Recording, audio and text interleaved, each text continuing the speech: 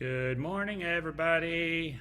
Happy Wednesday. Today is September 6th, 2023. Welcome to our Tim at 10 webinar. Today, we're going to talk about legal mistakes that managers make that lead to lawsuits. Super exciting training. I know all of you are stoked and excited about this. It's such a fun topic. No, just kidding. It's really not fun at all. But it's definitely a very important topic for us to talk about. And so, happy that you are all here with me. Good morning. Good morning. Hello, Tracy. How are you? Hope everyone is staying nice and cool. We're supposed to get cooler weather next week. Did y'all hear that? That'll be exciting right there. Awesome. I'm going to go ahead and let y'all know this, and then I'll probably repeat this at the end of the webinar today. But I've been getting a lot of phone calls, a lot of emails, a lot of anxiousness about the child care minimum standards and the impact from our latest legislative session, especially the Senate Bill 1098 that a lot of people are very anxious about. Just take a deep breath. You can handle this. I am going to go ahead and do a webinar on Friday. And so I'll put something on Facebook about that, but I'll go ahead and schedule a webinar for us to discuss those particular legislative actions and how they're going to impact minimum standards. It's basically just going to be an overview of the bills that came through legislation. Some of this stuff we're still waiting to see how child care licensing is going to write it into the standards, and most importantly, how they're going to enforce it. So, but at least we can give the information that is needed to meet the deadline of September 30th. I'm not going to talk about this today because that's not what our topic is about. But since I've been getting so many phone calls and so many emails, let's just go ahead and address it. We're going to talk about that on Friday. All right, so I'll put something out on Facebook about that. Awesome. Oh, look at all these fantastic and wonderful people that are on with us today. So many familiar names that I just love. Hello, Darlene. How are you? Yeah, this is super cool. I'm happy to see that you're always still here and kicking, so that's always a good thing. All right, so we're going to talk about legal mistakes that managers make that lead to lawsuits. And a lot of the information that we're going to discuss today is courtesy of Ron McGuckin and Associates. So many of y'all are familiar with Ron and Don Martini and Jan and everyone there in their office. Childproviderlaw.com. I'll go ahead and put that in the chat screen for us. Always a really good resource for you when you're dealing with some legal troubles or you need some additional legal training. Always go to that website. They're a really good resource.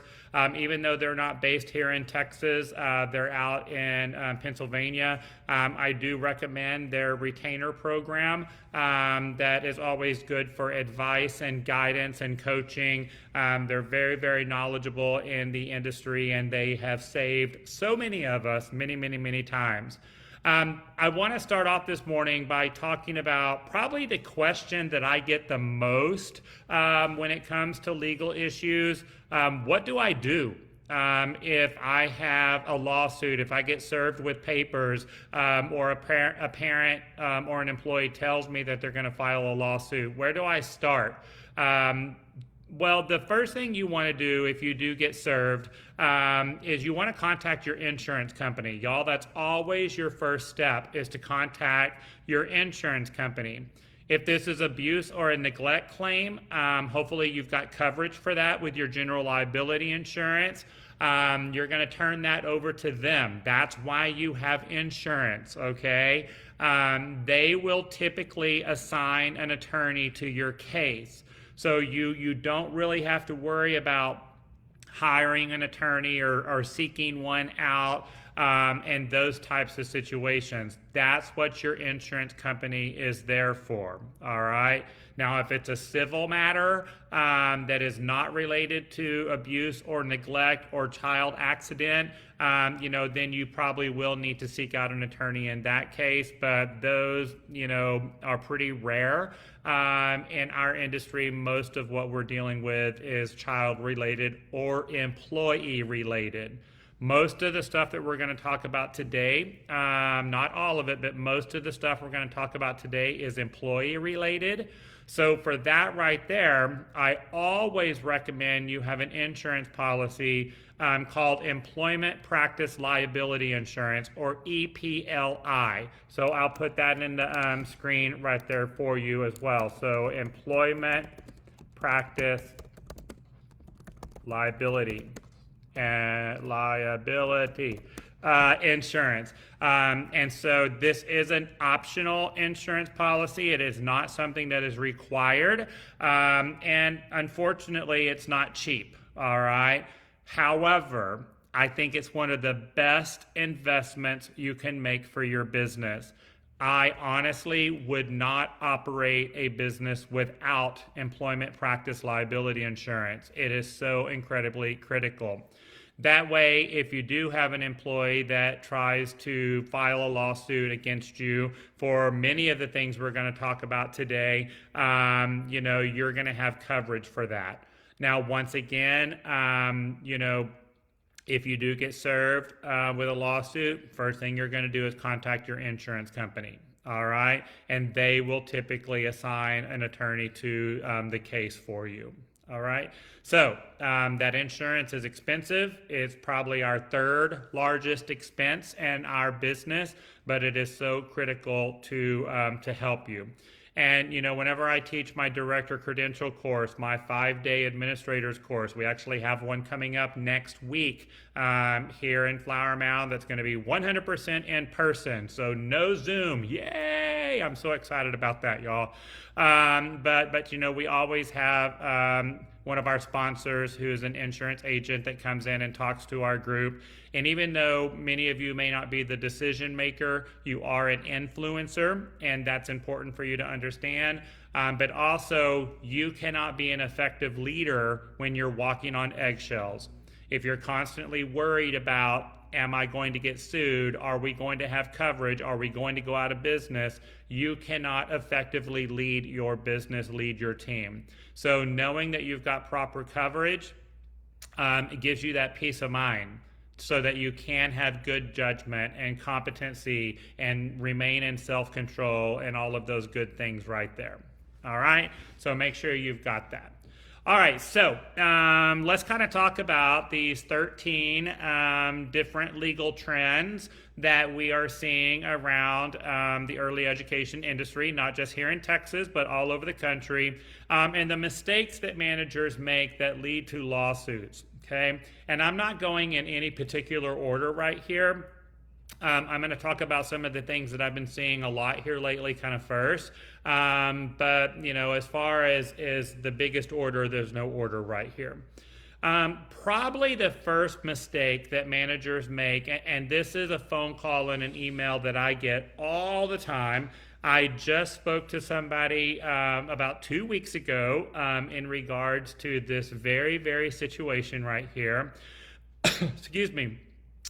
But managers who think that their program is different or their program is unique and that you feel like you're not subject to certain laws or certain regulations, that you're exempt from something like that.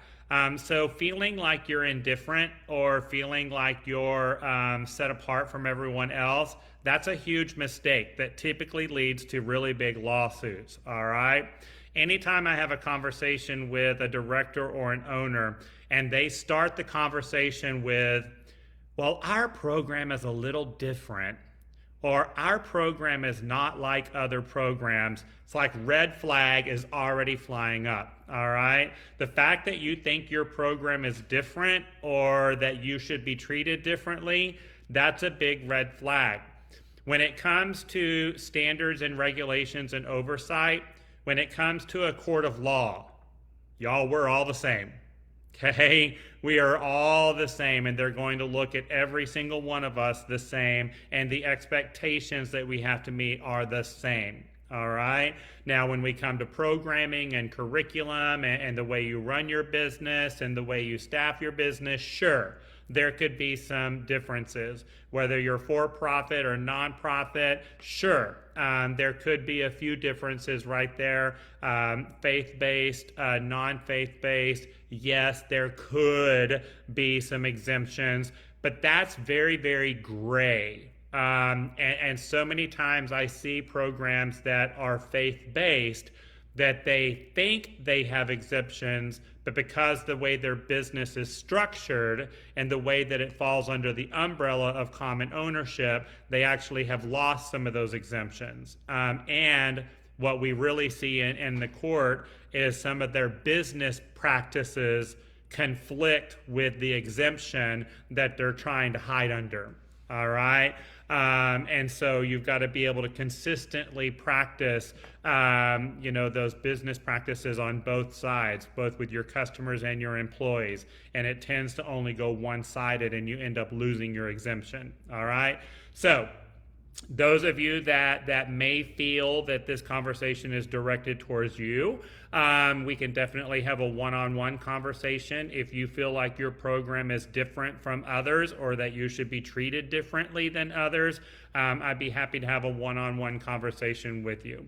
But that's probably the first mistake that I see that is made all the time, is people feeling like, oh, this doesn't apply to me.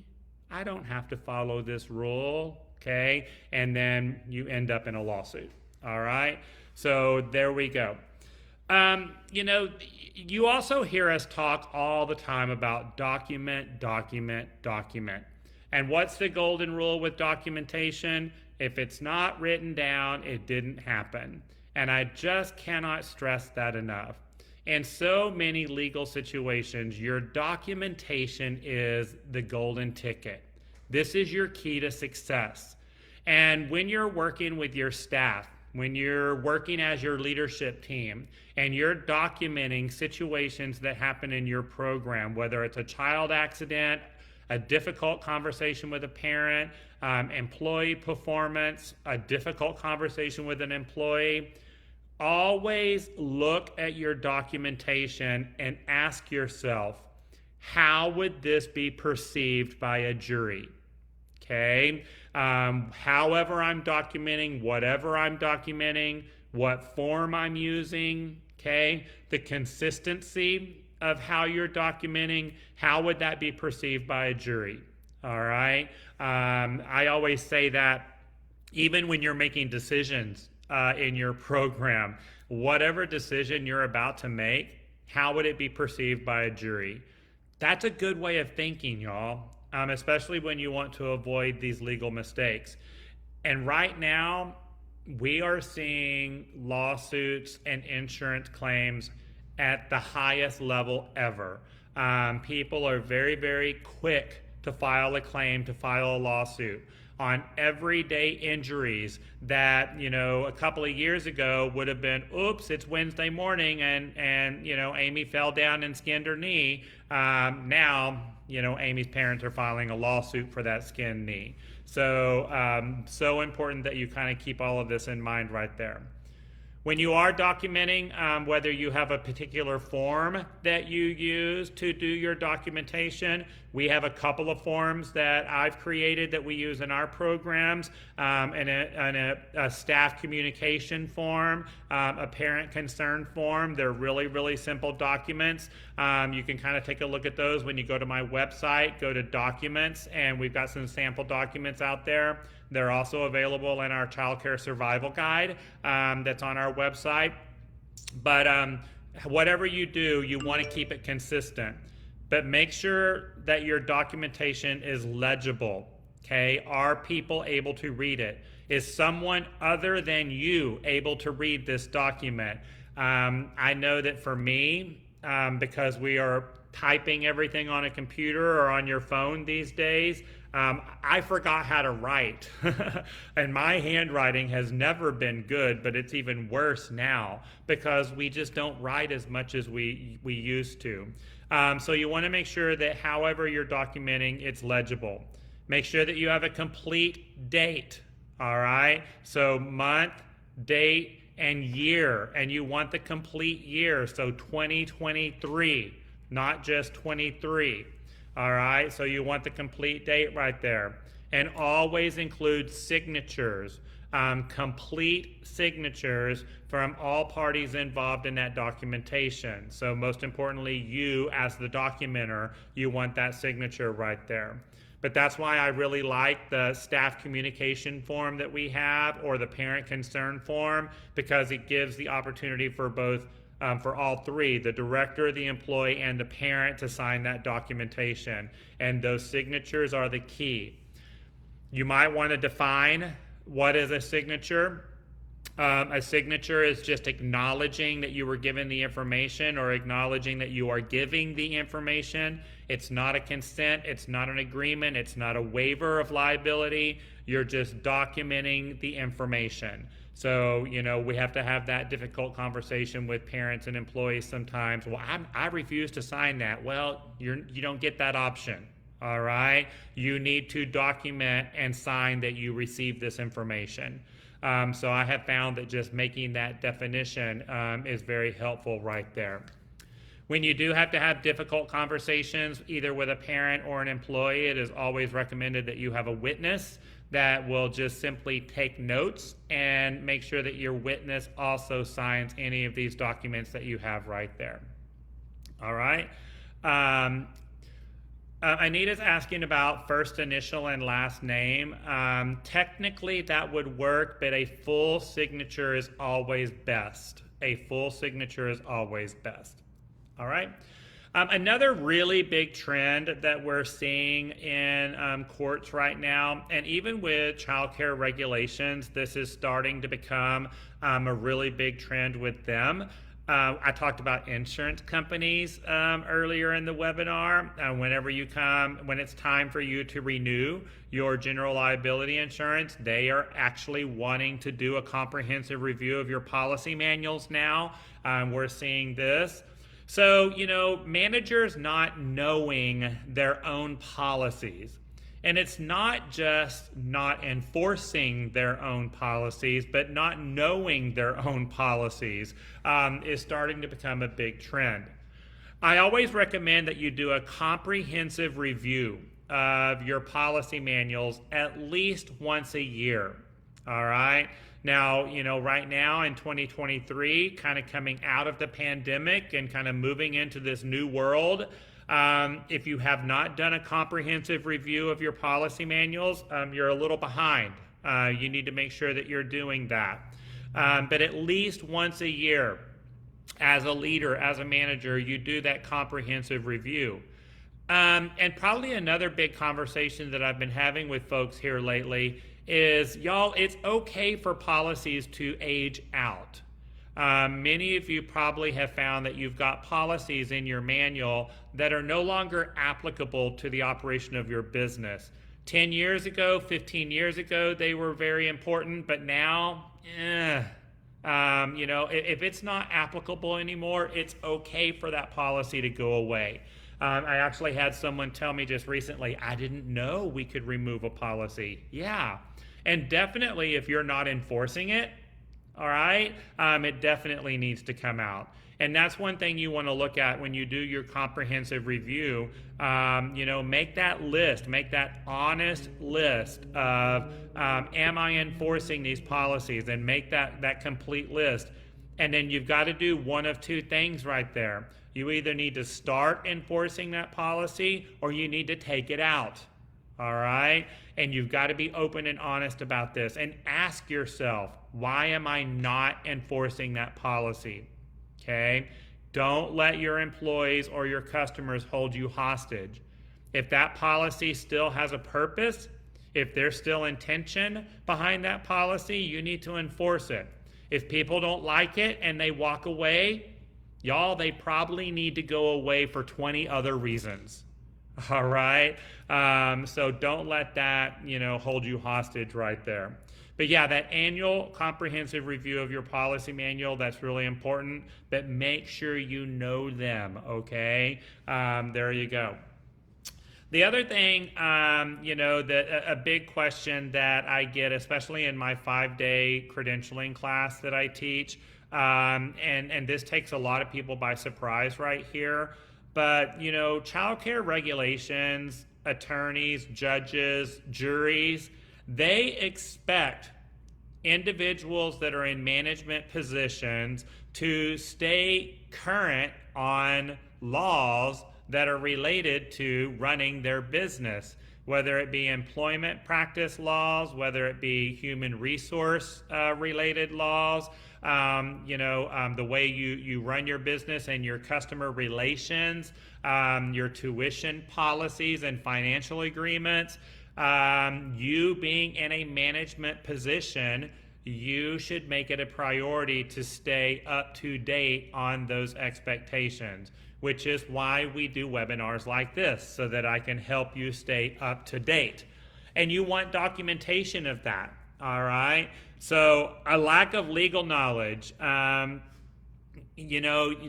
old saying, what you don't know can't hurt you, that's a big pile of BS, all right? Because what you don't know can hurt you really, really bad. All right. And if you do run into a situation where you've got a lack of legal knowledge, or someone is accusing you of having a lack of legal knowledge, you want to be able to say, well, I attended this training session, I went to this workshop, I went to this course, and I do make it a point to stay up to date on legal trends. That's going to be helpful for you, right?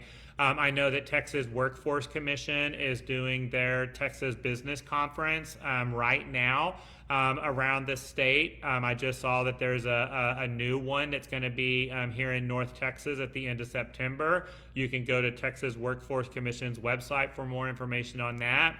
Y'all, that I always recommend attending one of those workshops at least once a year. I look at that, because it's all on employment practices and payday laws and that kind of stuff.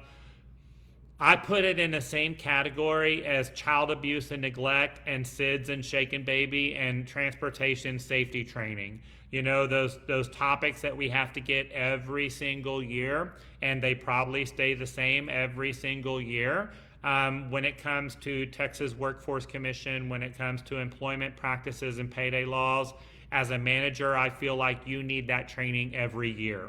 Okay, so take a look into that, but I think that's beneficial for you as well. We are still in this workforce crisis. Over the last 2.5 years, we have been in one of the largest workforce crises that this country has seen since World War II.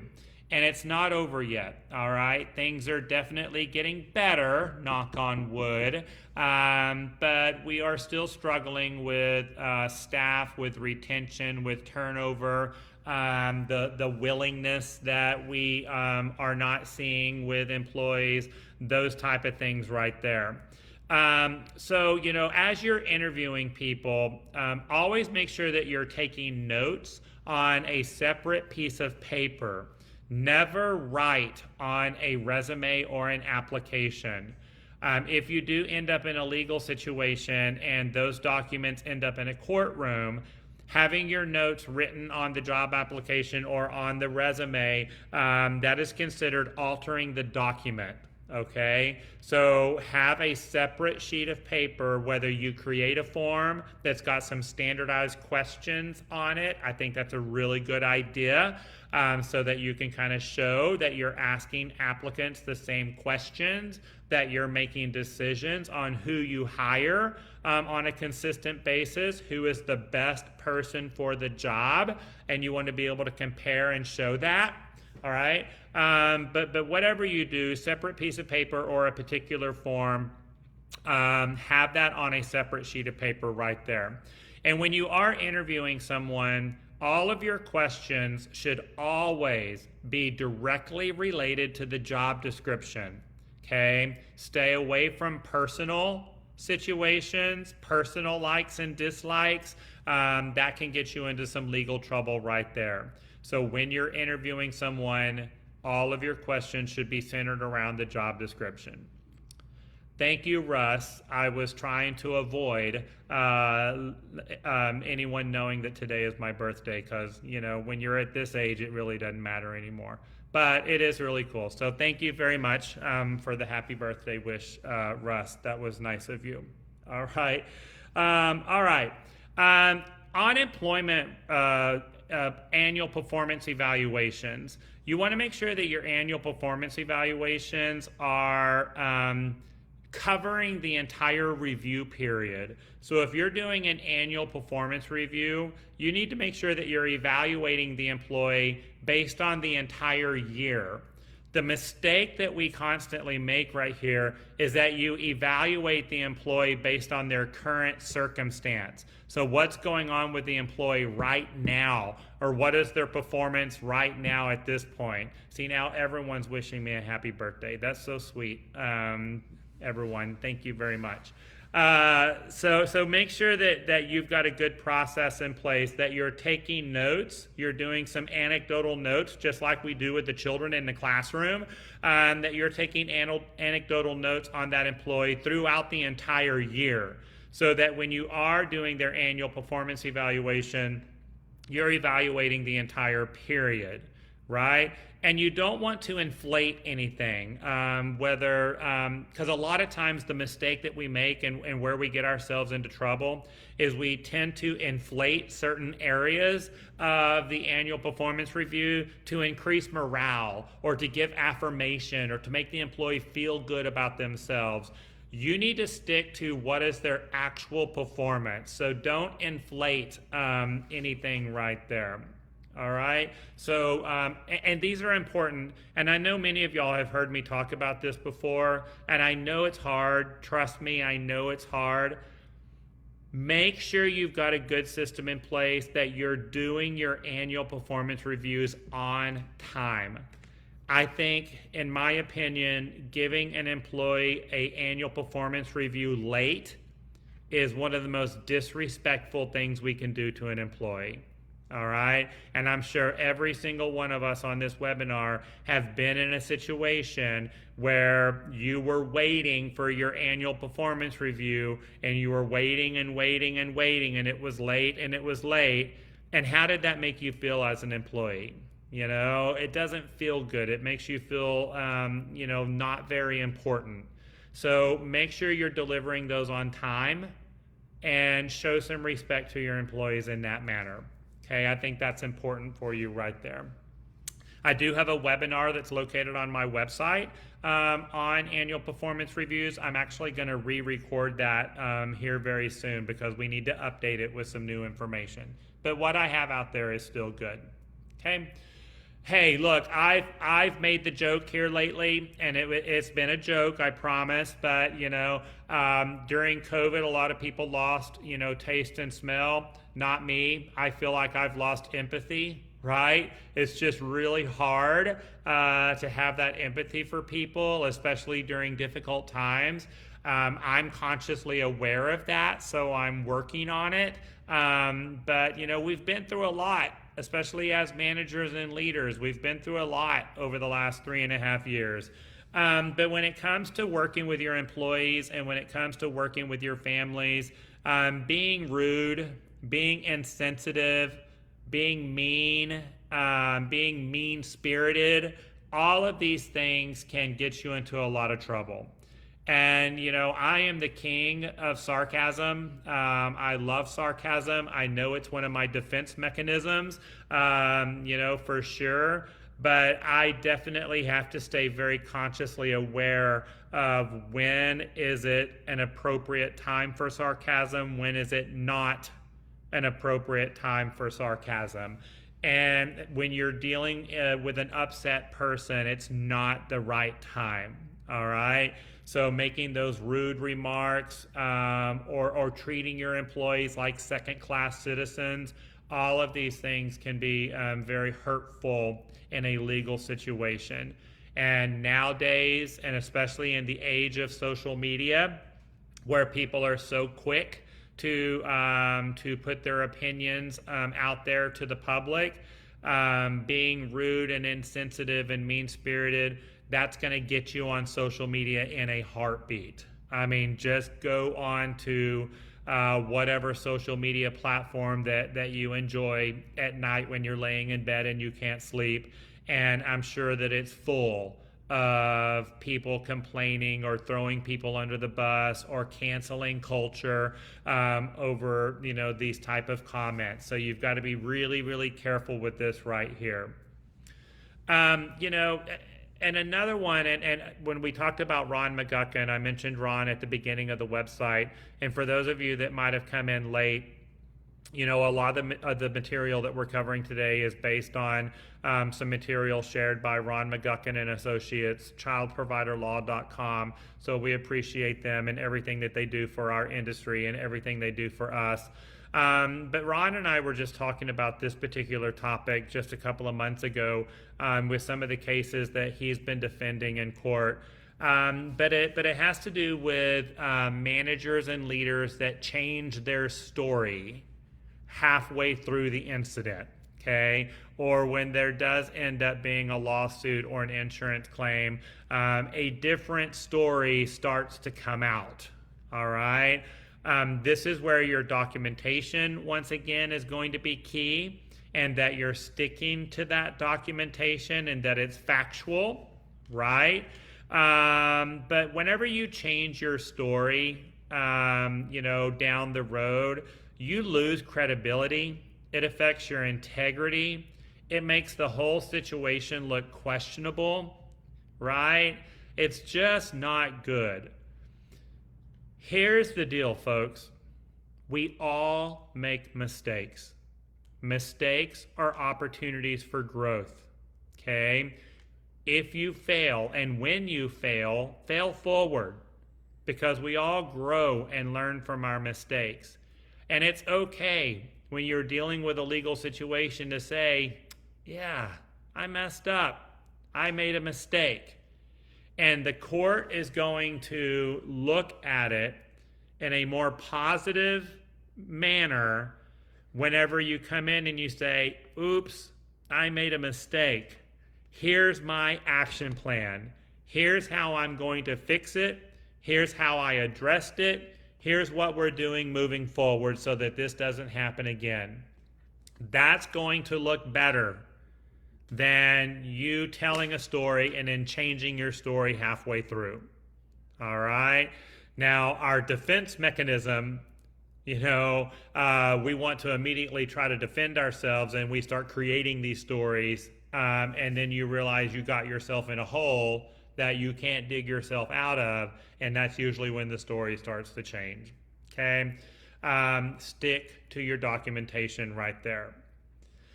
Another really big question that I get, and again, I just spoke to somebody about 2 weeks ago about this one right here.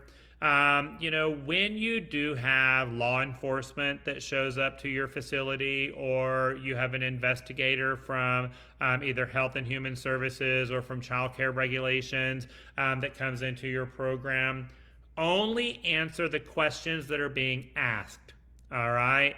We tend to want to just start throwing additional information out there, and we just start throwing ourselves under the bus, all right? We start incriminating ourselves. Only answer the questions that are being asked. Let the investigator or the inspector do their job, all right? And their job is to investigate or inspect. Answer the questions that they ask, and that's it, all right? Because again, you tend to throw information out there that is going to be more hurtful than helpful. Now, probably one of the biggest legal trends that I've been seeing over the last couple of years is law enforcement involvement, where we've seen a huge growth in the number of parents that when they have a concern, they just call the police. Instead of going to the center director or following your due process for complaints or concerns, they just call the police. And before you even know, that something happened in your classroom, you've got 3 police officers at your front door. Okay, it was probably about this time last year, actually, y'all. I had 3 schools in 3 different states that were calling me pretty much at the same time with almost the exact same scenario, that they had police officers in their building. All right. Now, the important thing that you want to remember there, if the police officers do show up, there's a difference between them, coming in to do an investigation versus an inquiry. All right. Most of the time when the police show up, they're following up on an inquiry, right? Versus an investigation. It is in your best interest to handle that situation and to get it closed as an inquiry, rather than it being turned into an investigation. All right. So probably one of the most common questions that I get is it okay to give the police officer video footage? Right.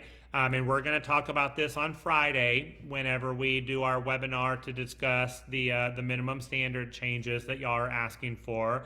But if giving that police officer or showing that police officer video footage will keep it as an inquiry and prevent it from becoming an investigation, that's going to be in your best interest.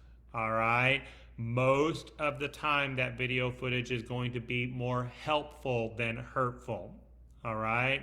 So there you go. But when it comes to making that statement to the investigators or inspectors, only answer the questions that they're asking right there.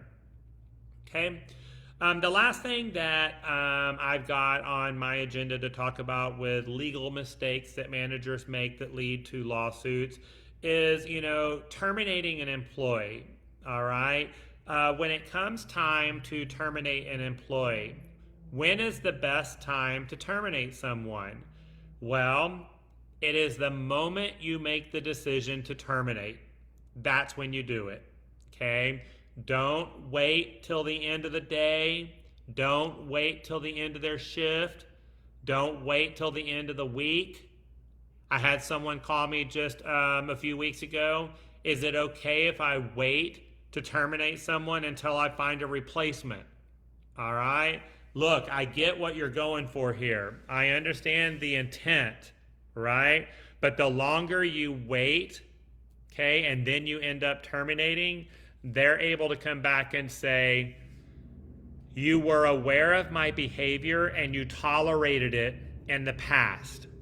So since you were able to tolerate my behavior until the end of the day or the end of the week or until you found a replacement, obviously it's not that risky. So why can't you continue to tolerate it? Do you see where I'm going?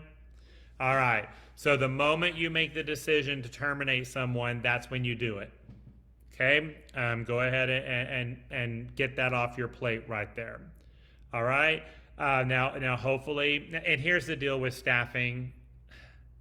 Even during this workforce crisis, y'all, it always works itself out. There's a solution out there, and you will find that solution. Okay? But y'all know one of my golden rules. Y'all have heard me say this a million times. I would rather be short-staffed than to have the wrong person in the classroom.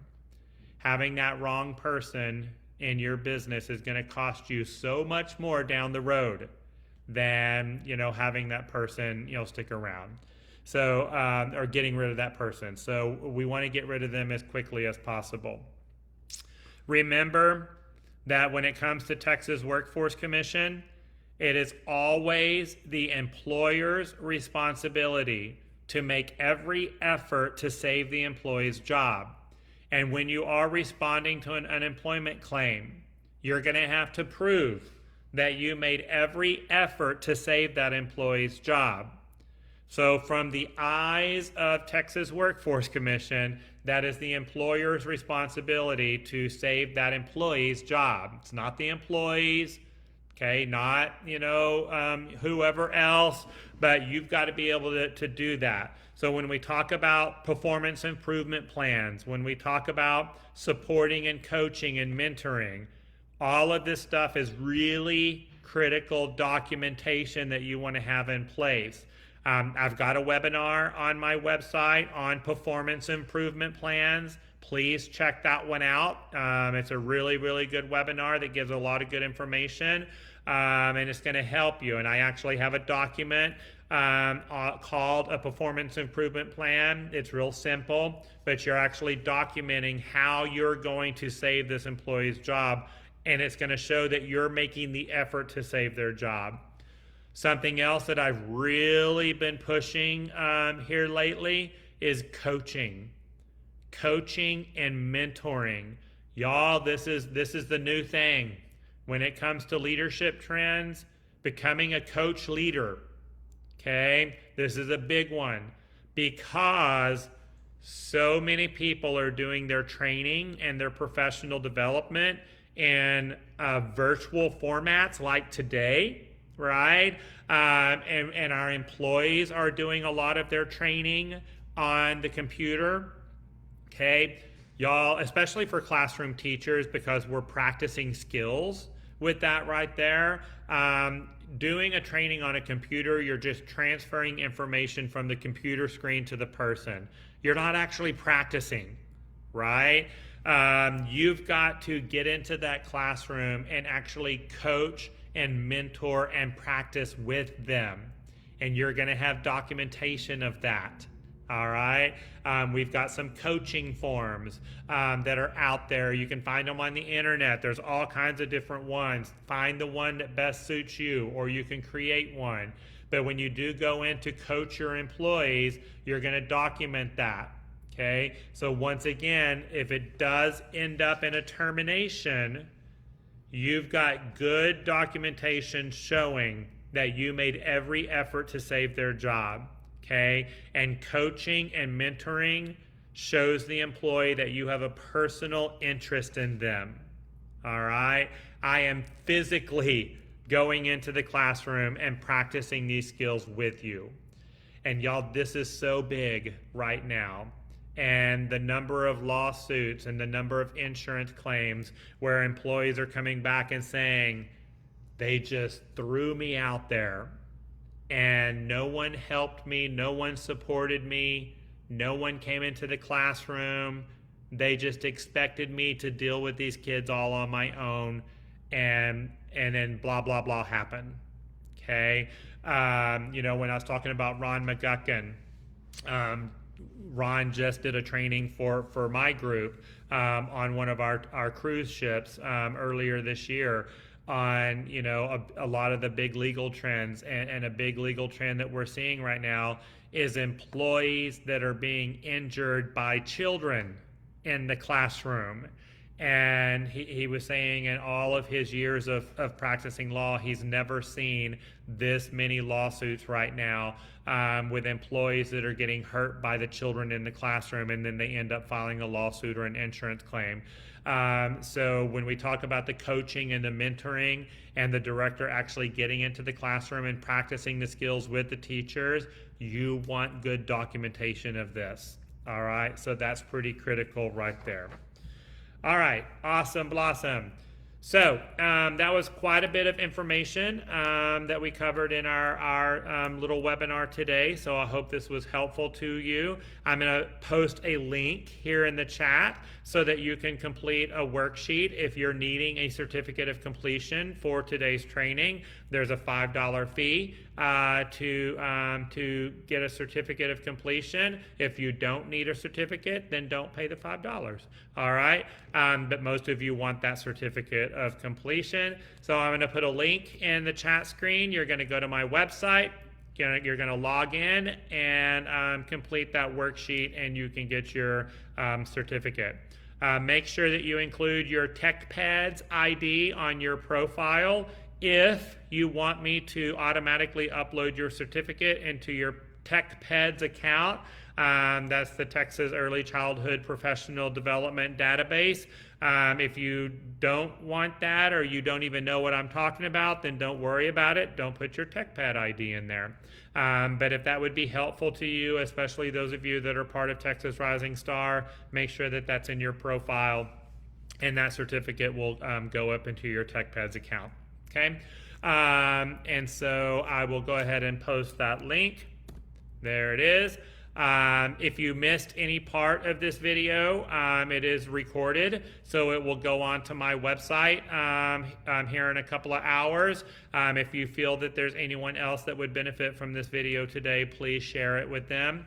Like I mentioned, we will do a special Tim at 10 later on this week just to discuss some of the minimum standard changes. There's a lot of questions that many of you have, and so we'll go ahead and talk about that later in the week. And then we've got, not next week because I have director credential all week next week, but then the week after that we'll have another Tim at 10. So make sure you're watching Facebook for those announcements for topics. I'm only putting it on Facebook right now. So that's your biggest source of information. Hey everyone, we got 3 training cruises coming up. So cruises are hot, hot, hot right now. Our October cruise is pretty much sold out, but you can get on a waiting list and we can grab you a cabin if they become available. That'll be with me, Lori Buxton, and Tabitha Rossbroy. In October, we have our January cruise. That'll be Lori Buxton and I. And then the cruise that I have dreamed about for so long, and I'm super excited about it, our leadership cruise in April of 2024 will be myself, Lori Buxton, and Dr. Becky Bailey and Kim Jackson with Conscious Discipline will be joining us on our leadership cruise in April of 2024. So make sure you check that out. They are booking up super fast. So if you're interested, I would jump on that sooner than later. Thank you all so much for all the birthday wishes. I appreciate that. That means a lot to me.